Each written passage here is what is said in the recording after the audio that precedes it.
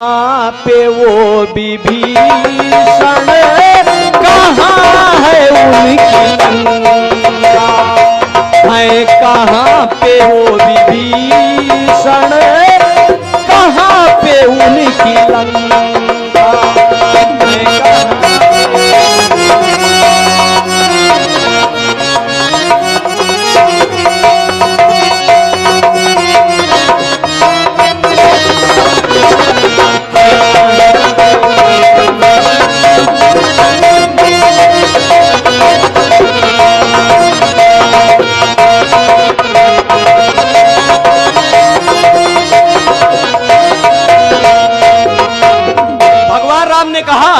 वरदान दिया कि बन के समाज सेवी शोभित समाज करना, बन के समाज सेवी शोभित समाज करना, एक कल्प तक विभीषण लंका में राज करना, एक कल्प तक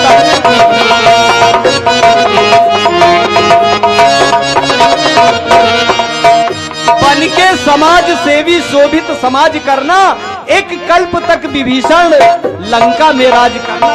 अरे बजता रहेगा हरदम, बजता रहेगा हरदम मेरी विजय का डंका, है कहाँ पे वो विभीषण, कहाँ पे उनकी लंका।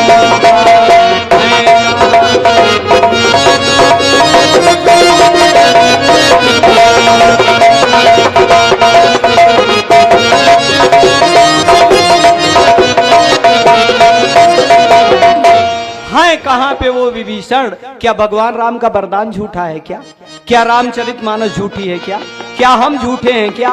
क्या श्रोता झूठे हैं क्या? मतलब एक जिज्ञासा है, कोई प्रश्न नहीं है किसी से, एक जिज्ञासा है। और मानस की जिज्ञासा, मानस का समाधान वही विद्वान कर सकता है जिसे तीनों कालों का ज्ञान हो, क्योंकि रामचरितमानस त्रिकाल बोध में लिखी गई है, अंधगति में नहीं लिखी गई है। तो इसका सटीक अर्थ वही कर सकता है जिसे तीनों कालों का ज्ञान हो। बहुत से विद्वान अपने मन से अर्थ करते हैं, लोग सहमित भी हो जाते हैं, परंतु ये गूढ़ विषय है। और कथा में यदि वृथा बात आ जाए तो मजा नहीं आता है, क्योंकि अंतिम दिन है। अच्छा आइए, ये तो वरदान हो गया भगवान राम का। और इधर मां जानकी के साथ विभीषण आ गए और वही पुष्पक विमान के साथ आ गए जिसे एक बार कुबेर पे धावा पुष्पक जानी जीत ले आवा। कुबेर का विमान लंकापति रावण, जबकि कुबेर बड़े भाई हैं रावण के, उनका जीत लेके ले गया था पुष्पक विमान से। आ गए तो कहते हैं प्रभु चलिए।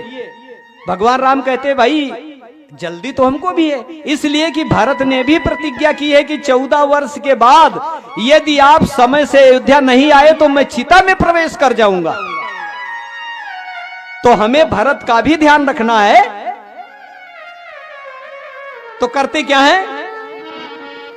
तेज पुंज रथ दिव्य अनूपा, हरसि चढ़े कौशलपुर भूपा।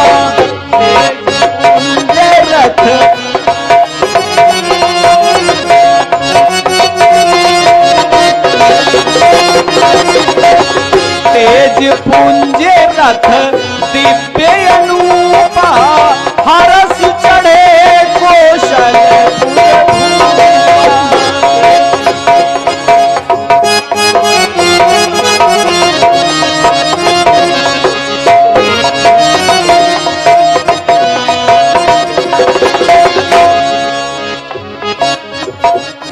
बहुत अच्छे।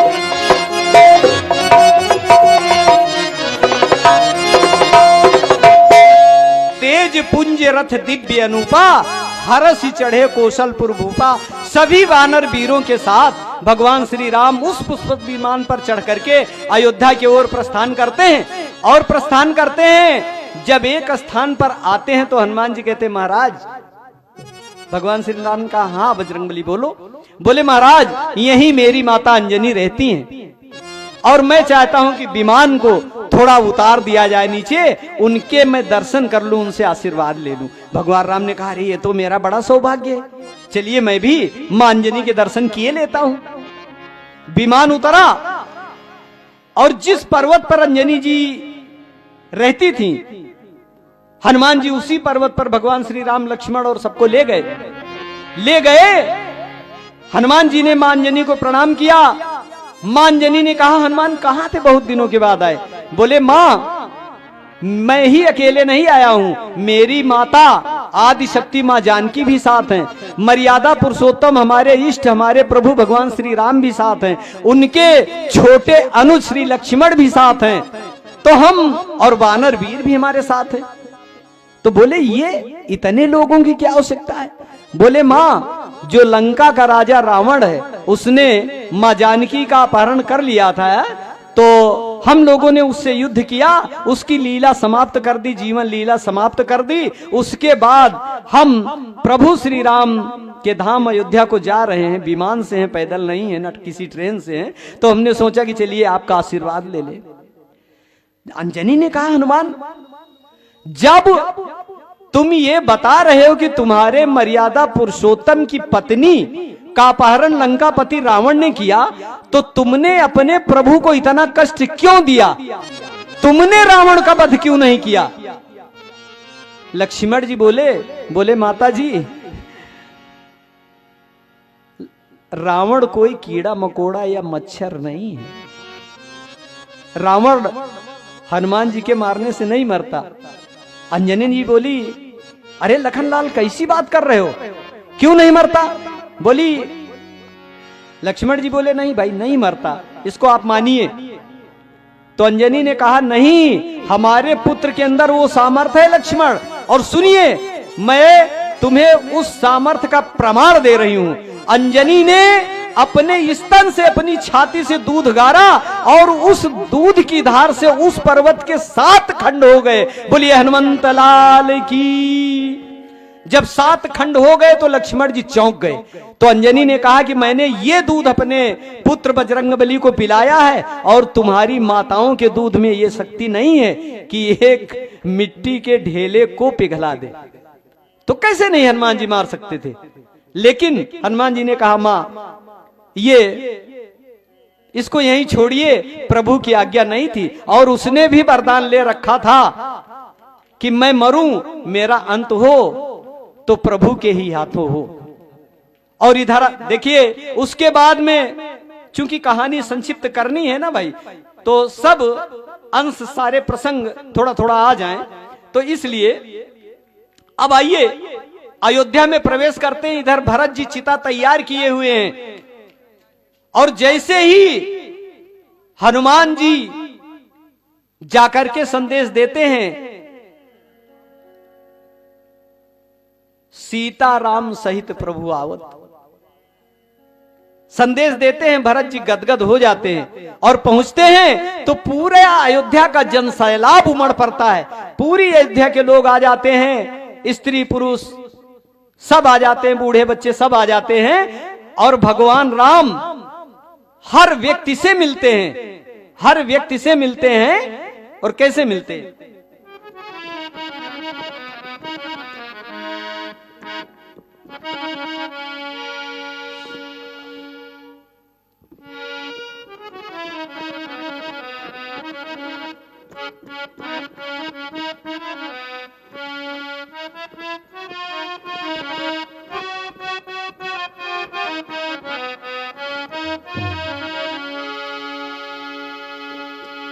तो अमित रूप प्रगटे ते ही काला।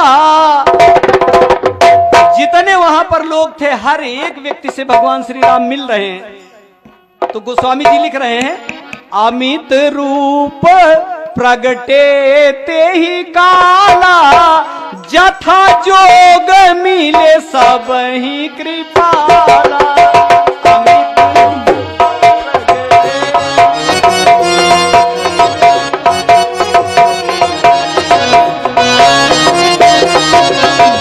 अमित रूप प्रगटे ते ही काला, जथा जोग मिले सब ही कृपाला।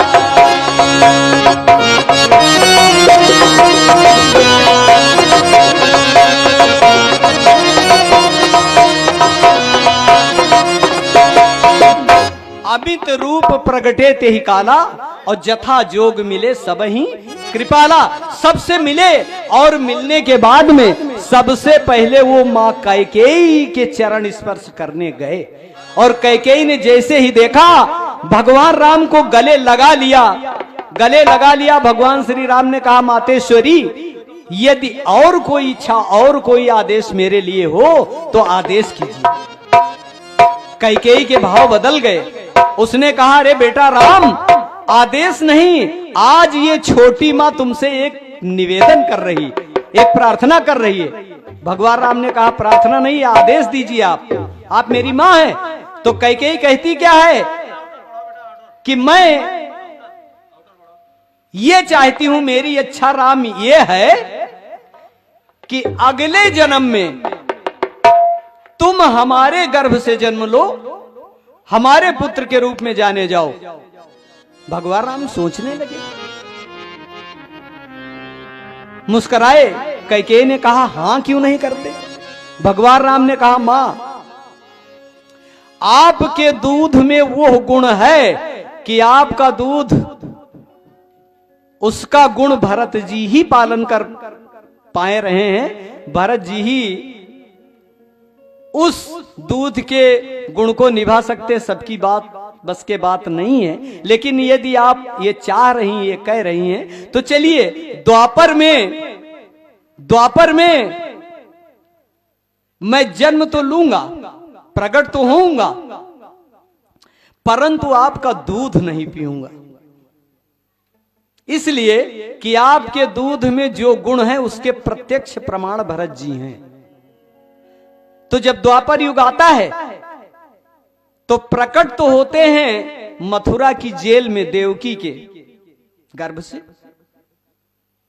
लेकिन दूध नहीं पीते। दूध किसका पीते हैं? अपनी मां कौशल्या का, यशोदा। आइए, ये तो कथा हमने सुनाई इसलिए कि थोड़ा सा जोड़ के प्रसंग चलना पड़ता है। तो अब देखिए, भगवान श्री राम का भव्य राज तिलक हो रहा है और राज सिंहासन पर आसीन होने वाले हैं। बोलिए राघवेंद्र सरकार की, बोलिए हनुमंत लाल की। तो राम राज बैठे त्रैलोका, हर्षित भये गए सब शोका।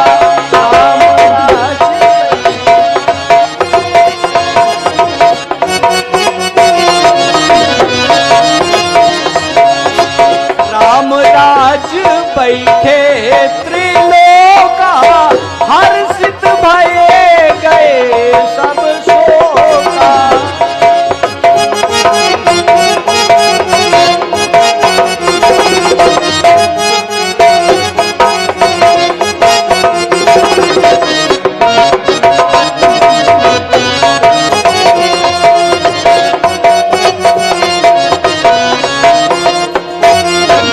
बयरु न करी काहू सन काहू, बयरु न करी काहू सन कोई, राम प्रताप विषमता धोई। बयरु न करी काहू।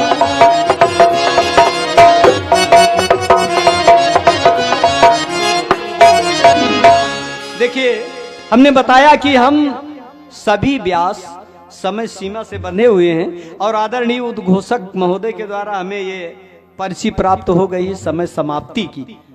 तो आइए, कथा और वाणी को यही विश्राम देता हूं। परंतु देखिए, सबकी वंदना हुई, सबकी वंदना हुई। अब मैं इस धरती माता की, क्योंकि वेदों में लिखा हुआ वेद वाक्य है, माता भूमि पुत्रो अहम पृथिव्या। भूमि मेरी माता है और हम सभी इसके पुत्र हैं।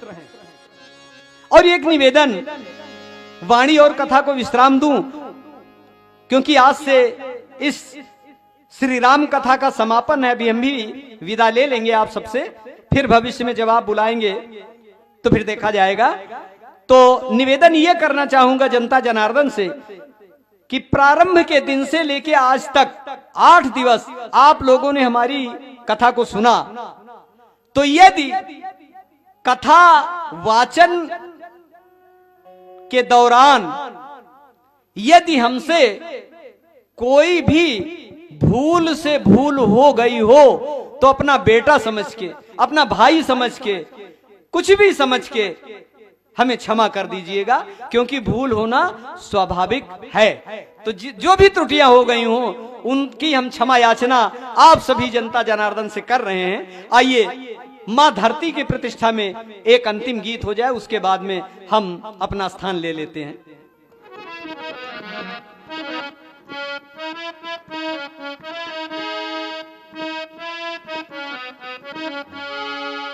मां भारती की स्वर्णिम माटी हमें है चंदन, मां भारती की स्वर्णिम माटी हमें है चंदन, माटी हमारी पूजा माटी हमारा बंधन, मां भारती की स्वर्णिम माटी हमें है चंदन।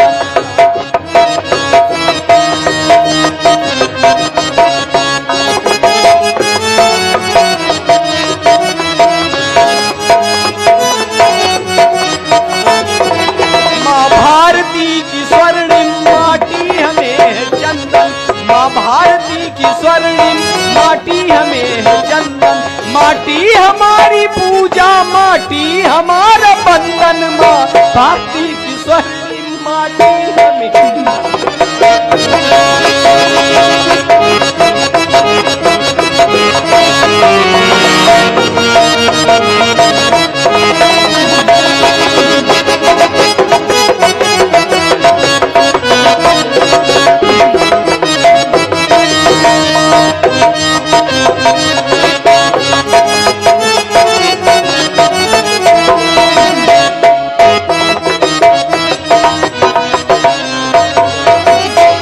मेरे अवध की सरयू श्री राम को बुलाती, मेरे अवध की सरयू श्री राम को बुलाती, मथुरा में मातु यमुना कान्हा के गीत गाती, कभी कभी राम इसमें जन्मे, कभी राम इसमें जन्मे, कभी जन्मे नंद नंदन, कभी कभी राम इसमें जन्मे, कभी जन्मे नंद नंदन, माटी हमारी पूजा माटी हमारा बंधन, मां भारती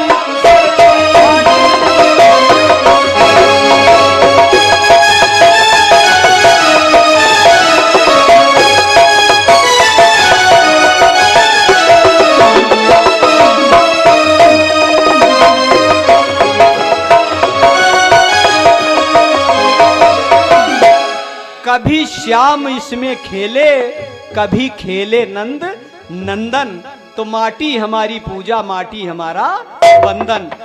अब पूरा गीत समय सुनाने का समय भी नहीं है, समय समाप्त। आइए प्रभु के नाम का हम सभी गुणगान करते हैं, उसके बाद में वाणी और कथा को विश्राम दे रहे हैं।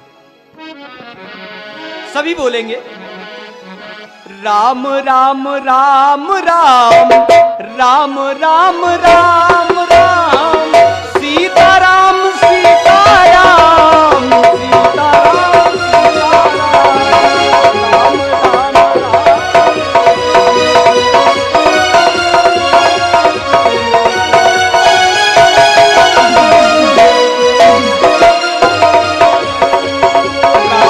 राम राम राम राम राम, सीता राम सीता राम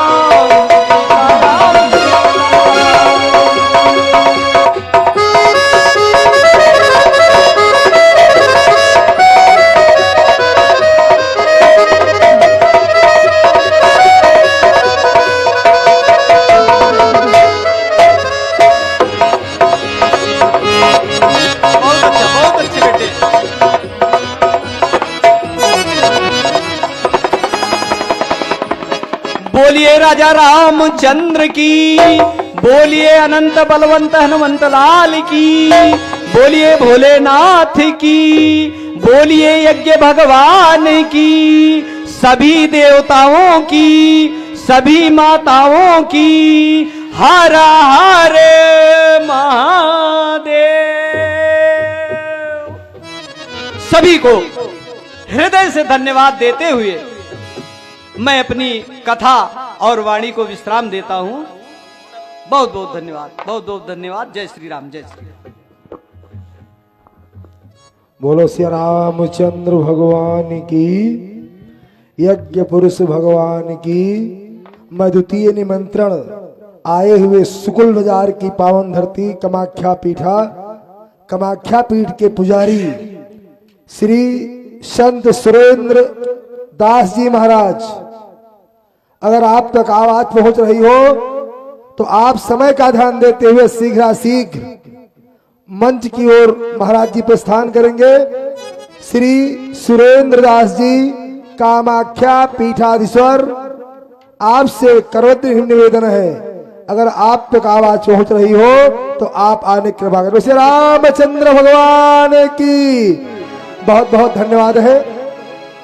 श्री दुर्गेश जी प्रेमी जी का, आपने अथक परिश्रम करके 8 दिवसों में लगातार इतना श्रम किया, मैं आपका आभारी हूं। गांव की समस्त जनता जनार्दन के तरफ से क्षेत्र की, कि आप सभी व्यासों की कृपा बनी रहे, आप सभी व्यासों का आशीर्वाद इस राम कथा में सबको प्राप्त हो और ये सुअवसर हमें पुनः फिर मिले। आइए, जब तक हमारे व्यास पधार रहे हैं तब तक आप लोग श्री राम जय राम जय जय राम, श्री राम जय राम जय जय राम।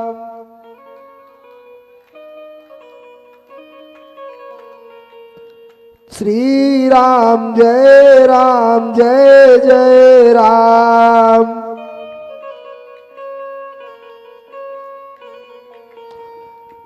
राजा राम राजा राम राजा राम राजा राम, श्री राम जय जय राम। श्री राम जय जय राम, सिया राम जय जय राम, सिया राम जय जय राम। हमारी कथा चल रही है जब तक व्यास जी श्री सुरेंद्र दास महाराज कामाख्या पीठाधीश्वर, आपसे निवेदन है कि आप आने की कृपा करें। राम जी ने सोचा कि हनुमान जी तो हो आए हैं, सेतु बन गया है, यहाँ सेतु बांधो अरु। भगवान राम ने, देखिए, रामायण की कथा अगर 1 महीना कही जाए मास परायण तो हम लोग पूर्ण कर सकते हैं पूरी कथा को एक तरफ से। अगर उसमें गीत और भजन कीर्तन की कथा सजाई जाती है और सजाने का विधान भी है तो कथा संक्षिप्त में ही पूर्ण की जाती है। श्रोता वक्ता ज्ञान निधि, अरे कथा राम के गूढ़ी। गूढ़ी माने बड़ा कठिन है समझना। तो राम जी ने सभी एक मीटिंग बुलाई तुरंत, तत्काल सारे मंत्रियों की। मंत्री कितने हैं? जो मैं सुना सुख। और सारंग ने कहा रावण से, सुनो रावण, इतना दल राम के पास है। कितना दल?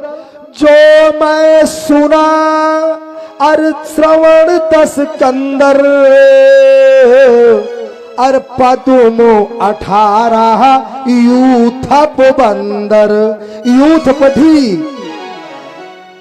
पदुमो 18 पदुम गुनिए, इकाई दहाई सैकड़ा हजार 10,000 लाख 10 लाख करोड़ 10 करोड़ अरब 10 अरब खरब 10 खरब नील 10 नील पदुम 10 पदुम आधे संसार की जो मैं सुना और बोले सवर्ण 10 कंदर तो पदुम 18 यू थप बंदर। तुरंत मीटिंग बुलवाई, सब अपना अपना मंत्र बताइए कि क्या किया जाए। कहा युद्ध करना कोई अच्छी चीज नहीं है, युद्ध से खर्चा बढ़ता है, जन की हानि होती है, धन की हानि होती है, पैसे की हानि होती है। राम जी मर्यादा पुरुषोत्तम है। राम जी ने कहा कि अगर पहले शांति के लिए प्रस्ताव किया जाए, युद्ध ना हो और रावण जानकी को वापस कर दे, शांति प्रस्ताव। तो कहा अब शांति प्रस्ताव लेकर कौन जाएगा, शांति प्रस्ताव लेकर कौन जाएगा। तो लोगों ने कहा कि बालीपुत्र अंगद बड़े बुद्धिमान हैं, बालीपुत्र अंगद बड़े बुद्धिमान हैं। सब मिलकर अरिया मंत्री बिचारा दूत पठाई बाली कुमारा।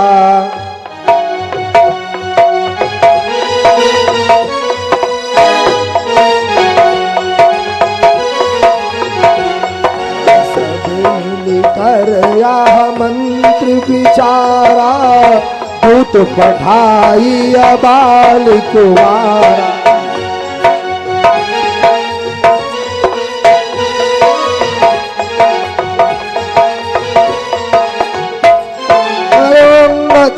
अंगद को बुलाया, अंगद तुम तो गुण की खानी हो और तात हमारे जास हित होई, रिपुसन की हवा पत कही सोई।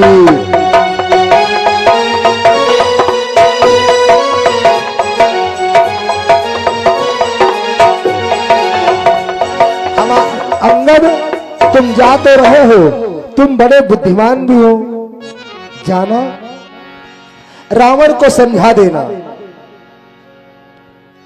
तुम राजकुमार हो, युवराज भी हो, कोई साधारण व्यक्ति नहीं हो। और जाना लंकापति रावण को समझाना कि युद्ध ना करे,